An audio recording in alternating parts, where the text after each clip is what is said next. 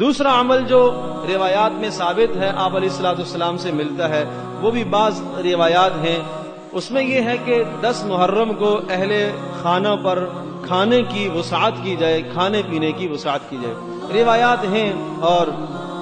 اگرچہ سند کے اعتبار سے بعض روایات پر کلام بھی ہے، لیکن چونکہ زیادہ روایات ہیں اور فضائل کے اندر جو ہے وہ ضعیف حدیث بھی بہرحال قابل عمل ہی ہوا کرتی ہے، تو اس لیے علماء نے لکھا ہے کہ اگر ایک آدمی اس سنت کو مد نظر رکھتے ہوئے 10 محرم الحرام کو اپنے اہل خانہ پر کھانے کی پینے کی چیزوں کی وسعت کرتا ہے تو وہ عند اللہ ماجور ہے، اللہ پاک کے یہاں اس کو اجر ملے گا۔ لیکن اچھی طرح سے یہ ذہن نشین فرما لیجئے، وسعت کی بات آتی ہے تو اس کا یہ معنی نہیں ہے کہ کوئی مخصوص قسم کا کھانا ہی کیا جائے، کوئی مخصوص قسم کی ڈش ہی بنائی جائے اور اسی کے ذریعے سے لوگوں کے اندر تقسیم کروایا جائے، یہ رسول پاک صلی اللہ علیہ وسلم سے